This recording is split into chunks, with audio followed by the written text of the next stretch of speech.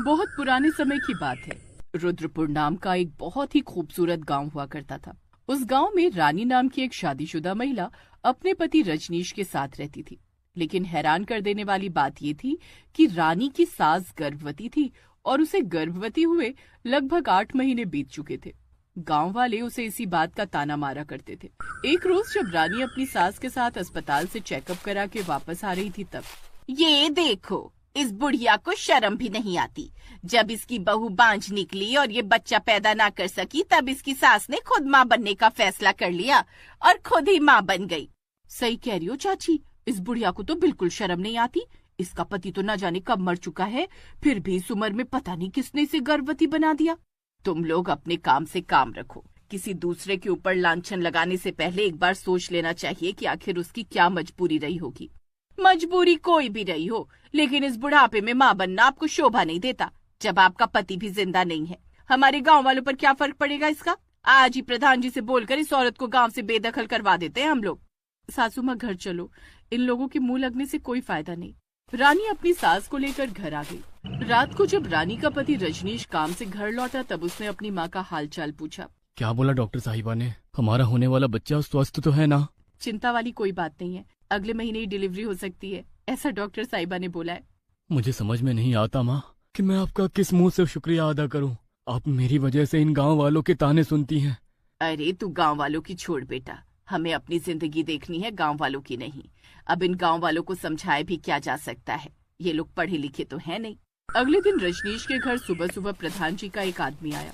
अरे मुनीम जी, क्या बात है? आज सुबह सुबह हमारे घर कैसे आना हुआ आपका?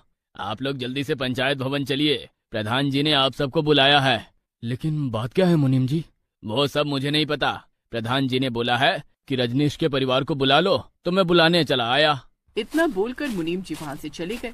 थोड़ी देर बाद रजनीश अपनी पत्नी रानी और अपनी माँ को लेकर पंचायत भवन पहुँच गए। वहाँ पर उन्होंने देखा कि पूरा गांव इकट्ठा था। रजनीश, इन गांव वालों का कहना है कि तुम लोग इस गांव में रहने के लायक नहीं हो। तुम्हारी माँ गर्भवती है और अपना फूला हुआ पेट लेकर इधर उधर घुमा करती है। आपके पिता भी जिंदा नहीं है, तो इन सब का असर गांव के नौजवानों पर पड़ता है। इस बारे में तुम्हारा क्या कहना है? प्रधान जी, बात यहाँ तक पहुँच जाएगी, इसकी तो मुझे कभी उम्मीद ही नहीं थी, लेकिन लगता है आज सारी सच्चाई आपको बतानी ही पड़ेगी। अब कहानी कुछ सालों पीछे से शुरू हुई। रजनीश की शादी रानी के साथ हुई। उसकी सास ने रानी का स्वागत बहुत ही धूमधाम के साथ किया। बहू, तेरे ससुर जी के गुजर जाने के बाद मैं इस घर में अकेली हो गई थी, इसलिए मैंने रजनीश की शादी कर दी। लेकिन तू भी काम में बिजी रहती है, इसीलिए जल्दी से मुझे पोता दे दे ताकि मैं उसके साथ खेलती रहूं। ये सब तो भगवान के हाथ में है ना माँ जी। इतना कहकर रानी शर्माते हुए अपने कमरे में चली गई। ऐसे ही दिन बीतते गए, लेकिन रानी माँ नहीं बन पा रही थी। रजनीश बेटा, शादी के 3 साल बीत चुके हैं, लेकिन तुम लोग मुझे अभी तक पोता नहीं दे पाए। जाओ, जाकर डॉक्टर को दिखाओ, कहीं बहू में कोई कमी तो नहीं। माँ, ऐसा जरूरी तो नहीं कि कमी केवल रानी में ही हो, कमी मेरे अंदर भी तो हो सकती है ना। हाँ, तो तू खुद की भी जांच करा लेना, पर मुझे किसी भी कीमत पर पोता चाहिए इस साल, उसके लिए चाहे जो भी करना पड़े। ठीक है माँ, मैं आज शाम को ही डॉक्टर के पास रानी को लेकर चला जाता हूँ। शाम को रजनीश अपनी पत्नी रानी को लेकर डॉक्टर के पास चला गया। डॉक्टर ने रजनीश और रानी दोनों की जांच की। उसके बाद उन्होंने कहा, देखिए, आप दोनों को परेशान होने की कोई जरूरत नहीं है। आप दोनों में ही कोई कमी नहीं है। आप दोनों जल्द ही माँ बाप बन जाओगे। हाँ, कुछ नॉर्मल दवाइयाँ दे देता हूँ, जिससे थोड़ी हेल्प मिल जाएगी। डॉक्टर ने उन दोनों को दवाइयाँ दे दी और दोनों घर आ गए। घर आने के बाद रजनीश ने ये खुशखबरी अपनी माँ को सुनाई। माँ, चिंता करने की कोई बात नहीं है। डॉक्टर ने बोला है कि हम दोनों के अंदर कोई कमी नहीं है। हम दोनों माँ बाप बन सकते हैं। ठीक है बेटा, मैं इंतजार के अलावा और कर ही क्या सकती हूँ। ऐसे ही दिन बीतते गए और कुछ दिनों बाद रानी को अचानक उल्टियाँ होने लगी। उस दिन रजनीश काम पर गया हुआ था। अरे बहू, तुझे तो बहुत जोरों की उल्टियाँ हो रही हैं। क्या हुआ, तेरी तबीयत खराब है क्या? चल जल्दी चल, डॉक्टर के पास चलते हैं। अरे नहीं माँ, मुझे बहुत कमजोरी लग रही है, मैं डॉक्टर के पास नहीं जा पाऊंगी। कमजोरी लग रही है और उल्टियाँ भी आ रही हैं, इसका मतलब तो साफ है कि इस घर में अब खुशखबरी आने ही वाली है।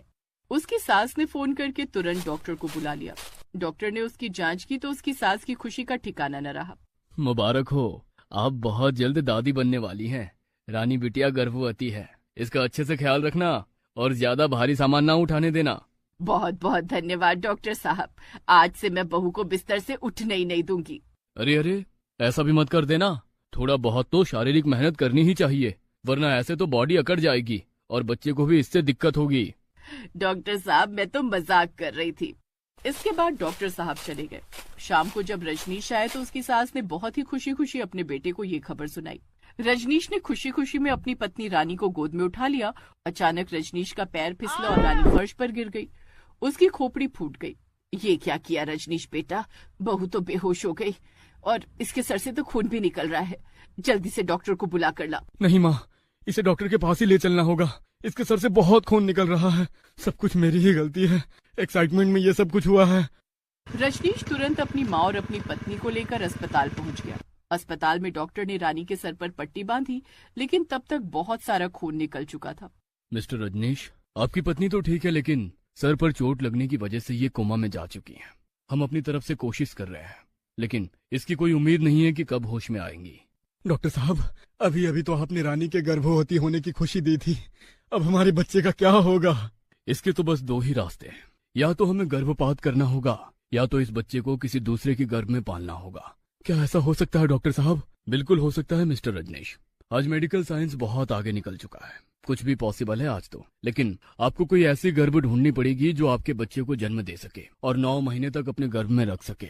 अब कहानी एक बार फिर से वर्तमान में आ गई। प्रधान जी, मैंने अपनी रिश्तेदारी में बहुत सारे लोगों से बात की, पर कोई भी हमारे बच्चे को अपने गर्भ में 9 महीने रखने के लिए तैयार नहीं हुआ। तब मजबूरी में मेरी माँ ने ही इसमें अपना साथ दिया। मेरी माँ रानी और मेरे बच्चे को अपने गर्भ में रखने के लिए तैयार हो गई। ठीक 4 महीने बाद ऊपर वाले की दया से रानी भी कोमा से वापस आ गई। तुम्हारी कहानी तो बिल्कुल रुला देने वाली है बेटा, लेकिन इसे हम कैसे सच मान लें? मैं अभी यहाँ पर डॉक्टर साहब को बुलाता हूँ, जो सारी सच्चाई पूरे गांव वालों के सामने पेश कर देंगे। रजनीश ने उसी वक्त डॉक्टर साहब को फोन किया और सारी बात बताई। डॉक्टर साहब तुरंत ही पंचायत भवन में आ गए और उन्होंने सारी कहानी एक बार फिर से पूरे गांव वालों को और प्रधान जी को बयान कर दी। उसके बाद सभी गांव वालों ने रानी की सास से माफी मांगी।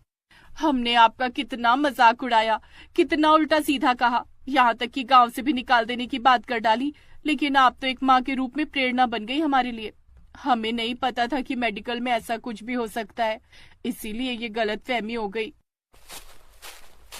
माँ जी, मैं भी इन गांव वालों की तरफ से और अपनी तरफ से आपसे माफी मांगता हूँ। किसी भी माँ के ऊपर इल्जाम लगाने से पहले उसकी सच्चाई को जान लेना चाहिए, उसके बाद ही इल्जाम लगाने चाहिए। तो इस तरह से ठीक 1 महीने बाद उसकी सास ने रानी और रजनीश के बेटे को जन्म दिया।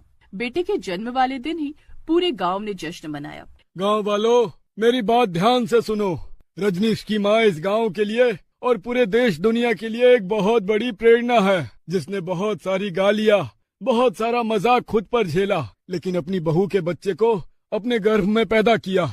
ऐसी सास आजकल देखने को नहीं मिलती है। आपने बिल्कुल सही कहा प्रधान जी। आज के बाद इस गांव की हम सभी सास अपनी बहू से ढेर सारा प्यार करेंगे, ताकि हम सब भी रानी की सास की तरह थोड़ा बहुत तो बन सके। इसके बाद रानी और रजनीश अपने बच्चे के साथ खुशी खुशी रहने लगे।